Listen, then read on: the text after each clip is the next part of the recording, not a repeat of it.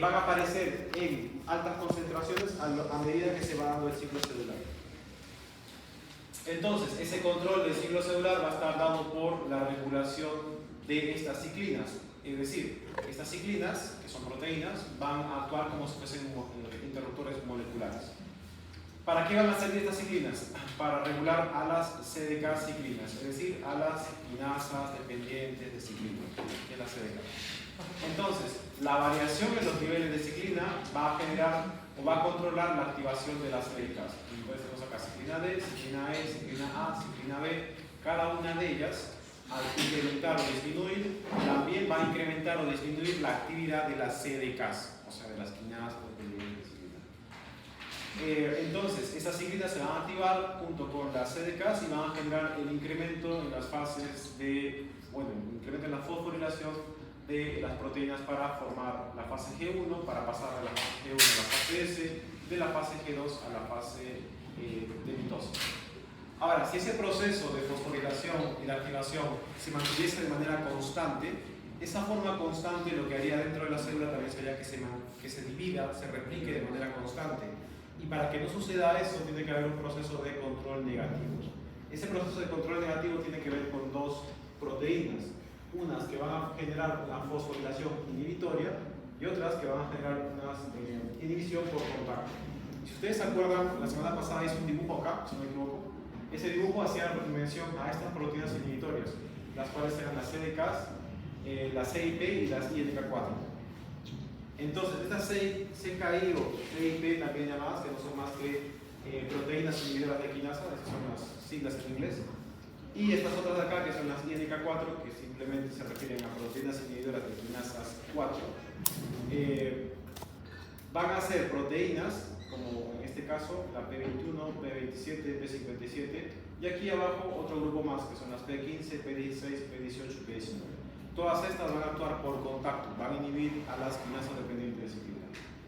En el caso de las proteínas que van a fosforilar de manera inhibitoria, vamos a tener a dos principales, que son la Ri1, que es una quinasa, y la CS25, que es una fosfatasa. ¿Cómo funcionan? Por ejemplo, acá tenemos a una proteína quinasa dependiente de su ciclina que va a estar activa. Esta activación, si se mantiene por mucho tiempo, la célula va a seguir replicando su material genético o dividiéndose. Para que eso no ocurra, a través de una proteína Ri1, que es la quinasa, esta quinasa lo que va a hacer es agregar un fósforo de más. Al agregar un fósforo de más, vamos a ver cómo ahí el complejo completo se va a unir a otro fósforo, se va a estar fosforilado o hiperfosforilado, y esa hiperfosforilación va a generar que el complejo se inactive. Y una vez que el complejo está inactivo, entonces ya no puede fosforilar más. Y si no fosforila, pues está inhibido. Entonces no va a generar ningún tipo o proceso de progreso dentro del ciclo celular. Ahora, este mismo complejo, cuando se encuentra fosforilado, debe ser también defosforilado para volverlo a activar, y con esa activación volver a generar otra vez la fosforilación de los complejos CDK ciclina. Y para eso va a entrar a tallar una fosfatasa, que en este caso es la CS25. Entonces, esta fosfatasa no es más que una enzima, acá como pueden ver, es una enzima que ¿qué va a hacer? Va a simplemente quitar fósforos. Entonces, esta de acá se va a unir a este complejo inactivo y le va a retirar un fósforo. Cuando le retire ese fósforo, va a generar que este complejo tenga solamente un fósforo y por lo tanto ahora ya se encuentre de manera activa. Entonces, para inhibir o activar quinasas dependientes de ciclina junto con toda su actividad, se pueden utilizar quinasas que van a fosforilar y por ende inhibir, o se pueden utilizar fosfatasas como la CS25 que van a quitar los fósforos y por lo tanto van a pasar al complejo de una fase inactiva a una fase activa. ¿Hasta aquí vamos bien? ¿Nos perdimos? ¿Vamos bien? O sea, sí. Las fosforilaciones inhibitorias son las que activan.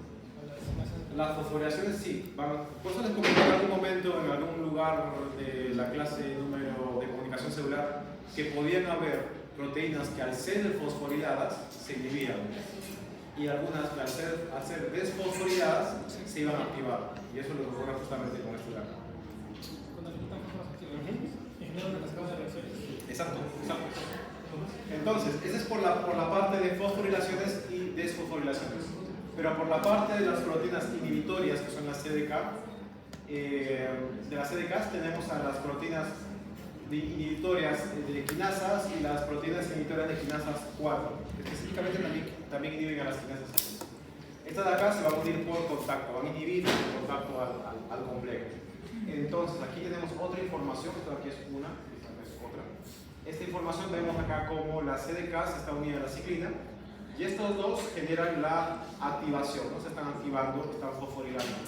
Entonces, para que esta de aquí se inhiba, se va a utilizar, por ejemplo, la P27, que es parte de la CIP, y esta P27 lo que va a hacer es actuar como si fuese un gancho, o sea, se va a unir en la parte superior y va a evitar que este sitio activo de la quinasa dependiente de ciclina y la ciclina esté disponible para fosforilar otras proteínas. Entonces, básicamente lo que hace esta P27 es tapar el sitio de unión, Eso es lo que hacen estas P27. De ahí que se denomina que tienen un tipo de inhibición por contacto. Entonces, estas de aquí son por contacto y estas de aquí son por fosforilaciones. ¿Sí? ¿Y son alostérica ya? Alostérica, sí, se puede decir que es alostérica. Sí, puede ser alostérica para no confundirlo más con los términos.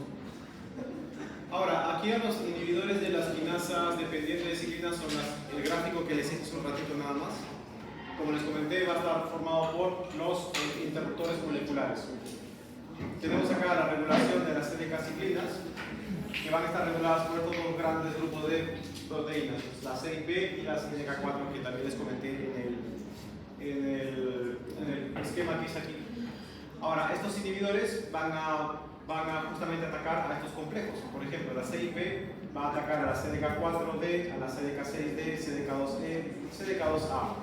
Y todas estas, a su vez, se van a encontrar en mayor o menor concentración dependiendo de la fase en la cual se encuentran. Por lo tanto, si hay una ciclina CDK4D que está funcionando, se está activando en la fase G1, entonces va a haber una proteína de la familia CIP, que puede ser la P21 o la P27, que va a empezar a disminuir la concentración de estos complejos. Y lo mismo para las combinaciones ciclina CDK6D, CDK2E, CDK2A y así sucesivamente. Exclusivamente para las INK4, por ejemplo, también van a atacar a los complejos CDK4D, CDK6D, y estos van a estar presentes principalmente en la fase G1. Entonces va a existir una proteína específica con estos de aquí, con un grupo de proteínas que van a generar la inhibición de ese complejo. Esto de acá no lo llegamos a hacer, creo que no, ¿verdad? Entonces, ¿dónde están los lápices mágicos? Sí, ¿preguntas? Si la proteína, o sea, de las anteriores, las inhibitorias, las últimas, por ejemplo, atacarse al complejo CDK de G1, y si hay un exceso de esas proteínas, va a generar un problema después de la cirugía. Sí, justamente la pérdida o inhibición del ciclo celular genera ese proceso, que posteriormente forman los cánceres llamados. O son un factor más para incrementar los cánceres.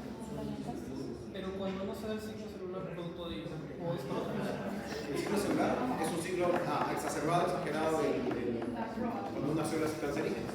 Y eso genera que haya mayor fosforilación de CDKs, quinasas. O sea, la fosforilación genera eso. No lo contrario. Ahora, hay proteínas como están ahí, la P21, P27, P57, que van a generar que eventualmente la célula pare, o sea, inhiba a las CDKs ciclinas. De esa forma también se para el ciclo celular. Eso es lo que justamente estoy esquematizando acá para que se entienda. Eso que ven ahí está un poco confuso, yo lo dije acá por mayor claridad. ¿Y en la necrosis? La necrosis no, eso no controlado. El ciclo celular. Pero sí, tiene que ver con tejido que ha pasado por procesos de calor o de mucho frío o por residuos también que llegan a la membrana celular.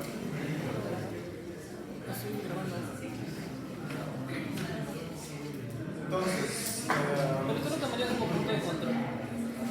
¿Usted lo consideraría como punto de control? ¿el qué? ¿La necrosis? No, porque es inflamatoria y genera una cascada de reacción dentro de la célula que implica que el organismo como tal también se desorganice en su señalización. Así que no sería un punto de control. punto de control lo que genera es que no haya problemas entre las células. Por ejemplo, la diferencia con apoptosis es que Es más regulado. Ajá, es más regulado y además no genera una inflamación porque se fagocita, ¿no?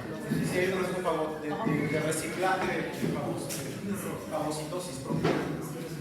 Si no, todo sería muy mal.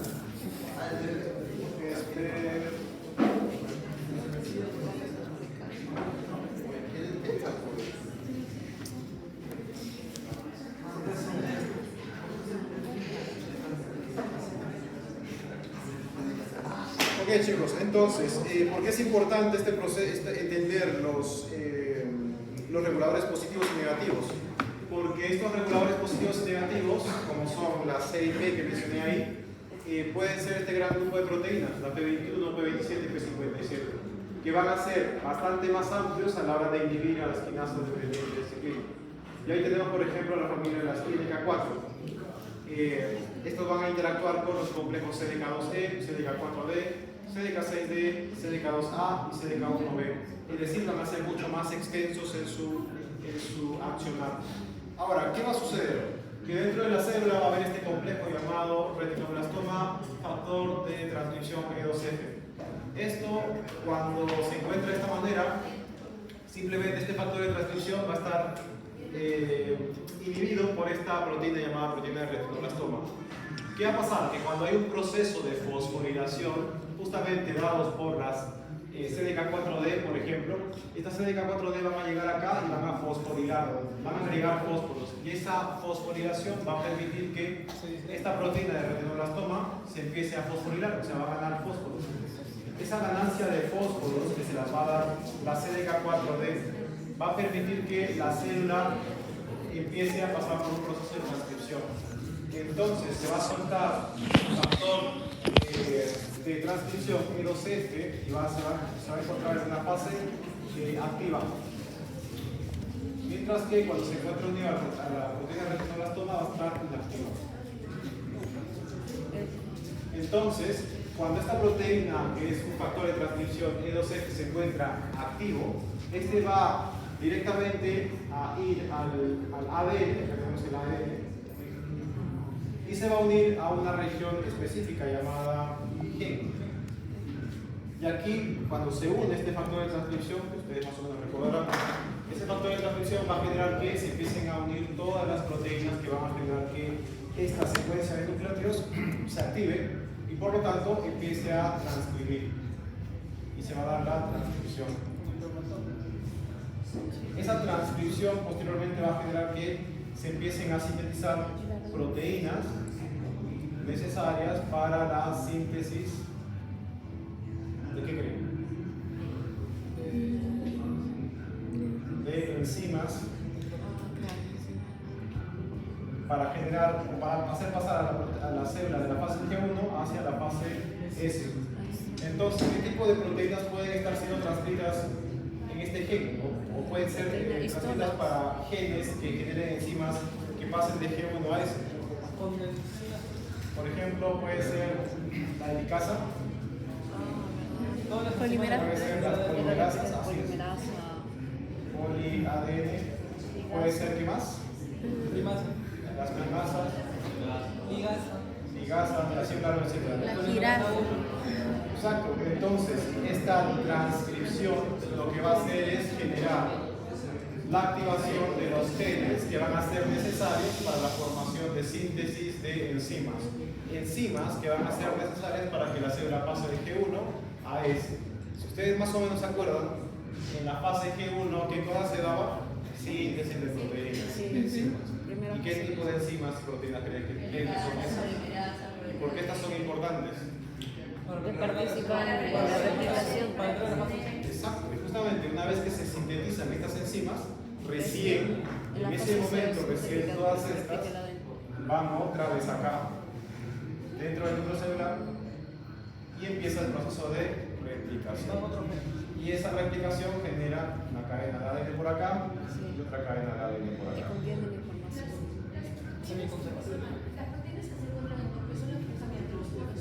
Sí. Ahora, estas proteínas se van a sintetizar dentro o sea, van a ser sintetizadas en el ADN por el ADN, perdón, van a sintetizarse en el ARN ribosomal, con el ARN ribosomal y van a llegar al retículo endoplasmático rugoso, ¿verdad? Porque ahí hay el control de ribosomas. Y estos luego van a ser movilizados hacia el núcleo otra vez para que empiece su proceso de replicación del material genético. Entonces, este complejo, que es el complejo retinoblastoma E2F, se va a encontrar inactivo, pero ¿quién lo va a activar? Van a ser las CDK2 y también la CDK2 que también va a ir a activar con la fosforilación. Cualquiera de los otros. Cualquiera de los dos. Sí. Esa proteína del factor de ¿va a ser la proteína de iniciación? Sí, son proteínas de iniciación. Son dentro del grupo de las proteínas de iniciación de la transcripción. Ahora, ¿qué pasa? Que estos CDKs, CDK4D, o sea, puede ser la CDK4D o la CDK6D, va a generar la fosforilación de este complejo y esa fosforilación va a permitir que se suelte el factor de transcripción E2F. Este factor de transcripción E2F activo va a viajar hacia el ADN y va a empezar a ubicar las regiones promotoras para la transcripción. Esa región va a activar a los genes y estos genes van a, ¿se acuerdan que los genes tienen una región promotora, una región codificante y una región de terminación? Bueno, esos genes van a generar la transcripción, cada uno de ellos, porque estamos hablando de células eucariotas, cada uno de ellos la formación de proteínas que generen la síntesis de enzimas para pasar de G1 a S. ¿Cuáles son esas? Son las helicasas, la poli-ADN, las primasas, ligasas, la singular, etc. Todas ellas luego vuelven nuevamente al ADN y empieza el proceso de replicación. Y genera la replicación del material genético y ya estamos en la fase S. ¿Se dan cuenta que estamos en la fase S sin mucho rodeo? O bastante rodeo. Ahora, ¿acá? Claro, otra vez. ¿Por qué es importante las quinasas dependientes de ciclina? Porque estas quinasas dependientes de ciclina van a generar fosforilaciones. Y aquí, tanto la CDK4 o CDKD6 con la ciclina D o la CDK2 o ciclina E tienen como función fosforilar a este complejo que se encuentra en las células, que es el complejo del retinoblastoma que está unido al factor de transcripción E2F. Cuando esta proteína se encuentra así unida, este factor de transcripción está inhibido, no funciona. Pero cuando hay una fosforilación, quien se fosforila es la proteína del retinoblastoma. Y al fosforilarse, libera al factor de transcripción E2F. Este factor de transcripción E2F ya se va a encontrar de manera activa o activo, por acá, y esa activación genera que este factor vaya directamente al ADN. En el ADN va a ubicarse y va a encontrar los factores promotores de la transcripción, las secuencias promotoras de la transcripción, y eso va a generar que se acople esa fase y de acuerdo a todo el proceso de transcripción que ya hemos visto, se active y se empiece a dar la transcripción del material genético con un ARN mensajero que pasa por su maduración, patatín, patatán. Solamente para crear las enzimas necesarias para la solamente para crear esto de aquí. ¿Ese factor de transcripción se va a unir a una ARN polimerasa para que así pueda identificar al promotor? Ajá, para que se pueda... Si todo el proceso de la transcripción que hemos visto se va a dar aquí. Nada más que este de acá va a ser el efector principal. ¿Puede transcripción y traducción solamente? Todo, ajá. Sí, todo lo que hemos visto. Va a haber todo un proceso de transcripción, y luego de traducción, y luego de síntesis de cada una de estas helicasas, de estas proteínas, perdón, con todo lo que conlleva eso, ¿no? Un proceso de corte y de empalme de las proteínas, de maduración del retículo endoplasmático rugoso, liso, pasando por el aparato de Golgi, la exportación, todo ese largo proceso tiene que darse para que estas de aquí sean funcionales y recién vuelvan acá otra vez al núcleo celular para hacer la replicación del material genético. de importación de proteínas. Importación sí dentro de la célula, dentro del núcleo. Luego las enzimas esas, ¿qué pasa con ellas? Claro, estas enzimas, una vez que están listas, van a volver nuevamente al núcleo celular, van a llegar al ADN y van a pasar otra vez, van a acoplarse para realizar el largo proceso denominado replicación del ADN. Y ahí ya es donde se pasa de la fase G1 a la fase S. ¿De dónde salen? Pero no entiendo yo de dónde salen el E, 2F, Estos se van a encontrar dentro del núcleo celular. Y para que puedan ser activados, tiene que haber estas de aquí formadas también. ¿Esas de dónde vienen? ¿Las CDK? Estas CDK6-4 se van a encontrar en el citoplasma, son proteínas que pueden ser luego importadas al núcleo celular a través de las porinas. Sí, ingresan, fosforilan y esa liberación genera que este factor se llegue a unir al ADN. Sí. Pues esas proteínas están marcadas con la NLS para que sean reconocidas. Sí, por las proteínas. estas de aquí, como tal, no necesariamente porque estas de acá están ya en su función fosforiladora, entonces no van a estar marcadas. ¿Cómo se unen al complejo para evitar la degradación? Citoplasmática. No, estas de acá son proteínas ya formadas, ya formadas, ya maduras, no pueden pasar por un proceso de degradación directa. Ahora, ¿qué pasa? Que imagínense que de pronto estas CDKs 4 y 6 están activas siempre y esa activación constante hace que la célula también libere siempre este factor de transcripción y eso a su vez genera que este ADN siempre se esté replicando, habría un proceso cancerígeno o un descontrol del ciclo celular. Entonces, para que eso no suceda y solamente se dé una vez nada más por división celular, aparecen las llamadas proteínas inhibidoras de las CDKs. Esas proteínas inhibidoras de las CDKs son justamente las que estoy colocando aquí. Entre ellas tenemos a tres proteínas estructuralmente relacionadas, como son la P21, P27, P57, y algunas de ellas que presentan, bueno, estas de acá presentan una alta especificidad, mucho más amplia que las INK4. Entonces, estas CIP van a inhibir a todos los complejos CDKs. Con tal de que haya una CDK, todo bien, puede ser la 1, la 2, la 4 y la 6. Esas proteínas inhibidoras van a salir, o sea, ya van a inhibir la fosforilación. Ajá, van a inhibir la fosforilación por contacto. Entonces, ¿qué va a pasar acá? Que estas, por ejemplo, estas proteínas de acá, que son parte de las... Estas de aquí van a inhibir directamente a las CDK4-6. Recuerden que estas proteínas de acá son justamente parte de la familia de la INK4. Y como ejemplo, la P21 y la P27, estas de acá van a inhibir a la gran mayoría, ¿no? Pero específicamente también van a inhibir a esta CDK2 y CDKE. Esta inhibición lo que va a hacer, ¿qué cosa es? Que estas proteínas van a regular el ciclo, van a inhibir esta de acá y esta de acá, van a inhibir esta de acá, y si las inhiben, esto de acá ya no sucede, y por lo tanto esta proteína de retinoblastoma va a mantener inhibida o inactiva al factor de transcripción E2F, y por lo tanto no va a haber un proceso de transcripción y por lo tanto tampoco va a haber formación de enzimas que generen la La replicación. P57. Sí, la P57 también es un proceso de inhibidora de estas quinasas dependientes de ciclinas. Vamos a verlo en la siguiente diapositiva porque es mucho más específica esa P57. Esta P57 está dentro de este grupo también, pero esta P57 se va a encargar de leer el ADN, o sea, está un poco separada de ese grupo de quinasas dependientes de ciclinas. Eso, ahora este gráfico que tenemos acá es lo mismo que he dibujado acá, solamente aquí se entiende de una manera mucho más extraña y perversa, así que trataba de explicarlo un poquito más claro acá. Sí, va a estar dentro del núcleo celular este complejo. Aquí viene justamente la acción de la P53 y de la P21. Aquí vamos a ver cómo cuando, por ejemplo, hay un daño en el ADN, o sea, se encuentra fallado el ADN, este ADN va a ser primero leído por una proteína. Esta proteína va a ser la llamada P53. Esta P53 va a empezar a leer la proteína y esa lectura, el ADN, esa lectura del ADN va a generar que haya un incremento en la P53.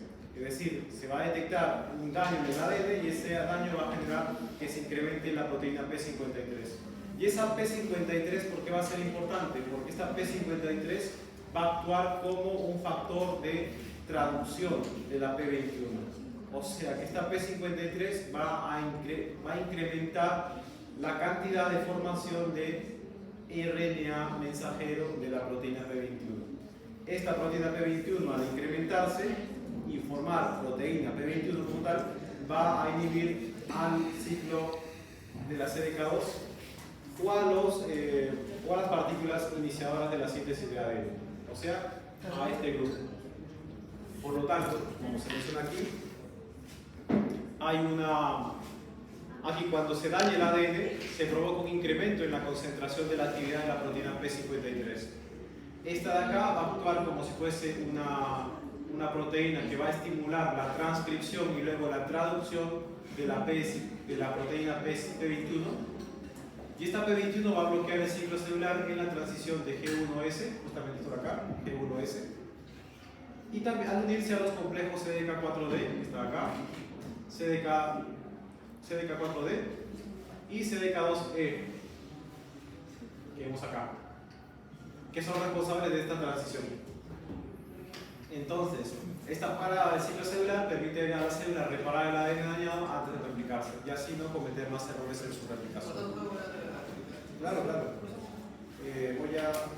Para lo siguiente, para T53 solamente podemos estar presente cuando hay un daño de ADN. Sí. No. Sí, para controlar que esté correcto o no. Es un punto de control también. Vamos a ver. Sí. ¿El error del ADN lo capta la fibrasa o la polimerasa 3 o lo detecta? No, luego de ese proceso. Luego del proceso de control de errores. Ya cuando ya no hay errores, supuestamente. O sea, el conversión de errores es en la fase de ese. Sí. Ahora recuerden que estos errores pueden aparecer también por radiación ultravioleta. Se habla de cánceres de piel, se habla de sustancias mutagénicas, por ejemplo. ¿Y las sustancias mutagénicas cuáles son? Pueden ser fenoles, los mismos cigarros como tal, con todos sus componentes. Todos ellos pueden generar daños en el material genético, de lesiones y tal, a pesar de que la célula está tratando de controlarlos. Entonces, ¿cómo sucede esto? Cuando hay un daño del ADN, y este daño lo vamos a ver con cómo se va a leer ese daño a través de proteínas, genera que se incremente la proteína P53. Esta proteína P53 se va a unir al ADN y va a permitir que se empiecen a expresar los genes para la P21. Entonces, la proteína se une al ADN y lo que hace es estimular la producción de la proteína P21. Es decir, va a estimular la transcripción del gen P21 formando un ARN mensajero de la P21 y luego la traducción de la proteína P21 a partir del ARN mensajero P21. ¿Sí se entiende, verdad, esa parte? No. Es decir, vamos a ver si lo puedo dibujar acá.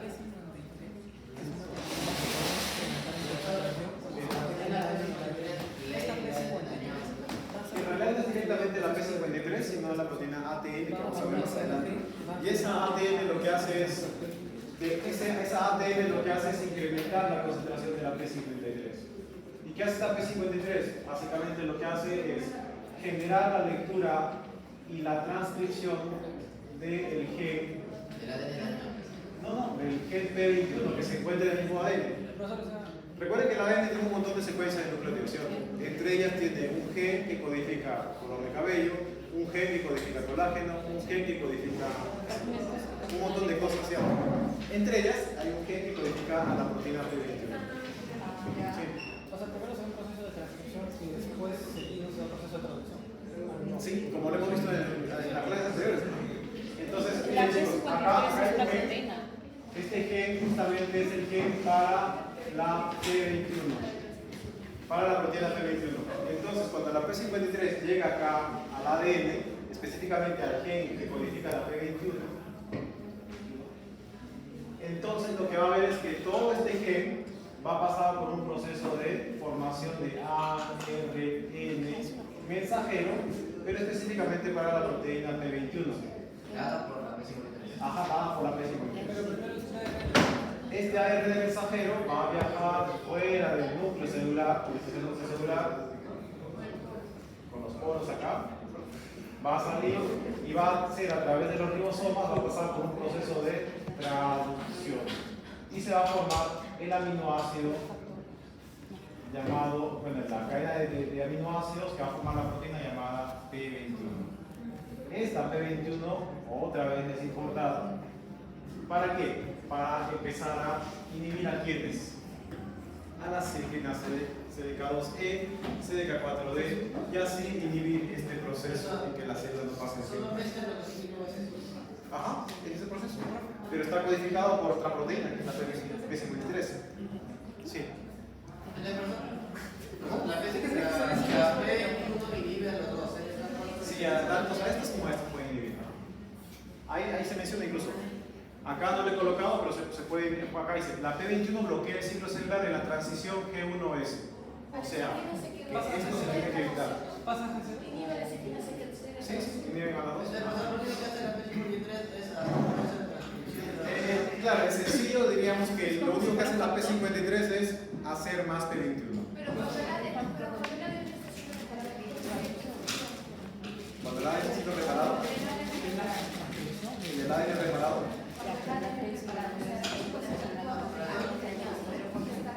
Claro, lo que hace esta P53 es que cuando el ADN está dañado, frena el proceso de replicación.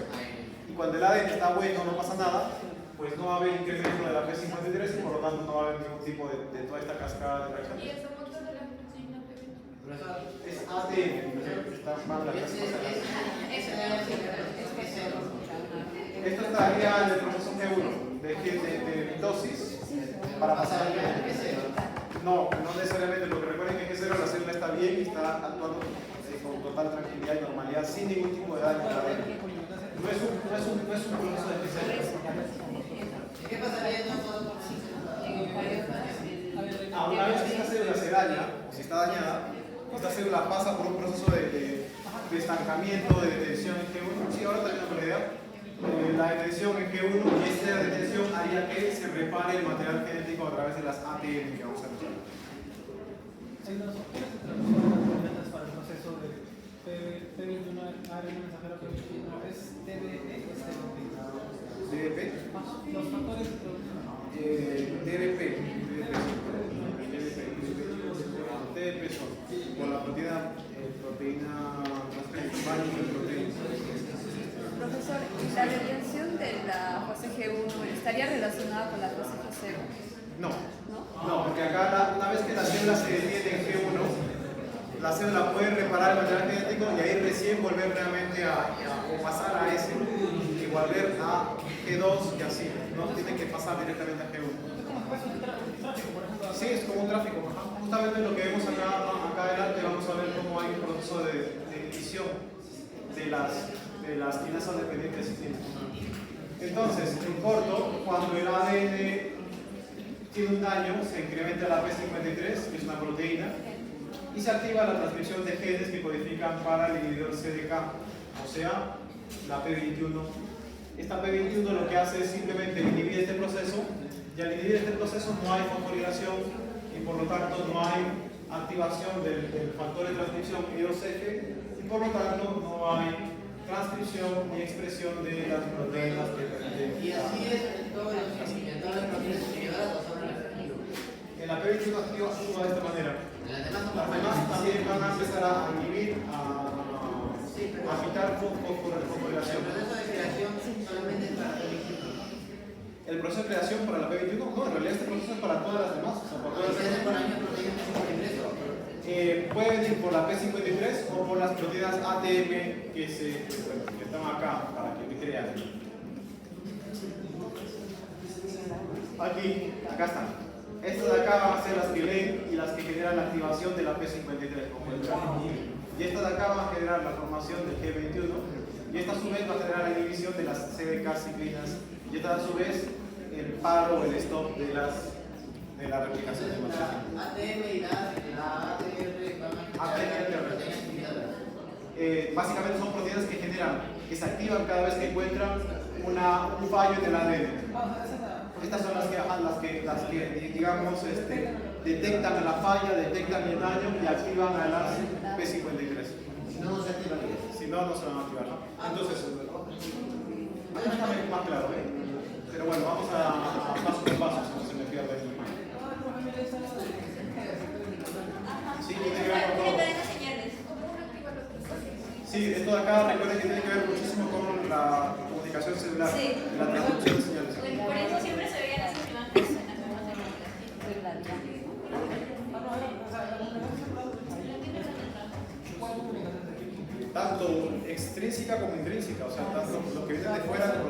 Sí, porque recuerden que también hay hormonas que van a decirle a la célula que se debe replicar y que debe aumentar el tamaño y el número.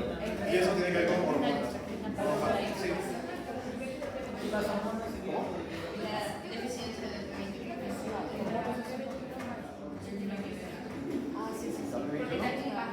Sí, puede disminuir o aumentar dependiendo de qué se quiere inhibir o no. Recuerden que en ciclos normales, regulares, esta P21 también va a ser activada para inhibir, parar el ciclo celular, porque la célula tampoco se puede estar replicando a cada rato, ni bien sale de una fase G2, Entonces sería va a estar por mitosis. sería para parar cuando hay un daño genético y para parar obligatoriamente para no. Normalmente. Entonces, esa P21 junto con la P27 que tenemos acá, van a actuar como simplemente uniéndose a los complejos CDK-ciclina. Entonces, este complejo CDK-ciclina que está activo se va a unir a la P27 y por contacto va a inhibirlo. O sea, esta P27 lo que va a hacer es simplemente regular las señales para el crecimiento y la inhibición del ciclo celular. Entonces, la P27 va a regular a la CDK ciclina D y E, dependiendo del momento en el cual se encuentre. Entonces, a diferencia de la expresión ubicua de las proteínas P21, que son de acá, y P27, es decir, que están en todas partes, en todas las fases del ciclo celular, hay un papel mucho más especializado para las proteínas INK4, que son las que tenemos acá, P15, P16, P18 y P17. Entonces, a grandes rasgos, ustedes pueden ver aquí el ciclo celular, y este ciclo celular va a estar dado por las CDKs, los complejos de CDK ciclina. CDK4 ciclina D, CDK6 ciclina D, todos estos van a aparecer en la fase G1 y van a promover el pasaje de la fase G1 a la fase S, formando estas enzimas. Por lo tanto, la célula va a pasar a la fase S.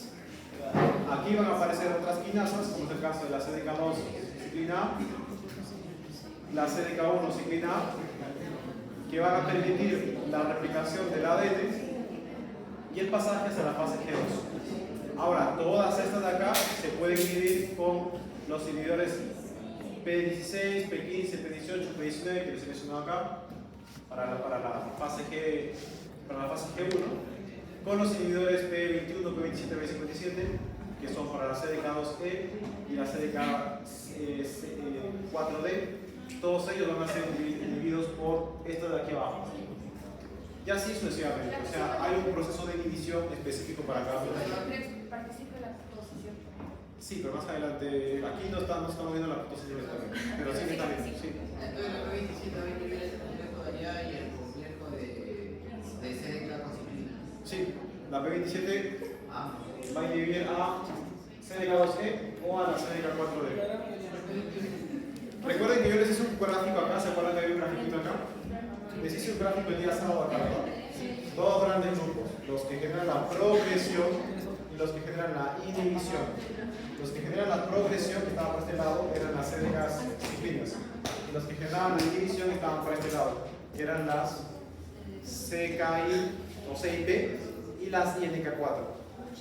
Recuerden que las CIP son quinasas, inhibidoras, o proteínas inhibidoras de quinasas, y esas lo que hacían simplemente era inhibir a todos los CDKs, CDK1, CDK2, CDK4, CDK6. Y las INK4 iban a inhibir específicamente a las CDK4D y CDK6D. Sí, pregunta aquí. La P21 y la P27 no son de la familia INK4. No, esta es la canción de la CIP. CIP. Busquen ahí en su anotación, ahí está como ejemplo, incluso estas dos, la CIP. Sí. Llevamos, por ejemplo, llevamos un problema ya a un caso, por ejemplo, que lo pueda plantear, o sea, ¿qué es lo que deberíamos saber en relación a esto? Digamos que en una célula se analiza la concentración de las proteínas P27 y P21 que se encuentran en alta concentración. ¿Qué puedes decir de esa célula o de ese tejido que tiene alta concentración de P21 y P27? De que va a inhibir el ciclo. Ajá. De que la célula probablemente está pasando por un proceso de inhibición. en que no se produce un proceso de ciclo celular. Ajá, muy bien. Hay Vamos allá material de eso. genética. Exacto, hay algo en el material genético que hace que no se esté dividiendo y justamente esté sintetizando gran cantidad de P21 y P27. Y a consecuencia de ello también aparece La P53, ajá, la P53. Eso. La P53 y 57. Ese algo. Ese algo. ¿Cuál es algo? Puede ser, el ADN puede estar fallado por radiación, por sustancias cancerígenas, por trabajar con algo tan sencillo como el bromuro de tidio, que ustedes han escuchado. ¿Qué hace ese bromuro de tidio? No se mete entre los gases nitrogenados y al meterse genera que los nucleótidos se desplacen o directamente se pierdan. Entonces, cuando hay un proceso de control del ADN por las proteínas, ¿dónde está acá? Aquí, por las ATRs o por las ATM, dependiendo del tipo de daño. Cuando hay un daño aquí, estas acá se activan y al activarse empiezan a generar P53 y por lo tanto P21, alta cantidad de P21, o en este caso, que lo voy a explicar después, va a generar la inhibición de las CDKs directamente. ¿Cómo funciona el bromuro de tidio? ¿Puede repetir? Sí, si el bromuro de tidio de pronto ingresa al ADN, este ADN se va a encontrar con nucleótidos desplazados o directamente con nucleótidos sí, con la translocación desplazados faltantes, y eso va a hacer que estas proteínas, que son las ATM, lean esa falta de nucleótidos, y eso va a generar la activación de estas ATMs, y después la cascada de activaciones que va a generar la activación de la P53. Y esa P53 ya activa, como les he explicado, va a generar la activación de la del gen P21, y esa activa recién va a generar la transcripción de todo esto de acá para formar una proteína P21 como tal que va a inhibir a este. Es una forma mucho más compleja de regular, pero así la naturaleza no lo he inventado yo. ¿Y qué es eso? Bueno, creo que nos vamos a quedar aquí porque me queda una parte, ni siquiera hemos avanzado en la diapositiva. ¿Cuánto queda? Ay, Dios mío. Me estoy traumando. Me estoy traumando. El profesor tenía razón, transcripción está más fácil. Estamos en la 17.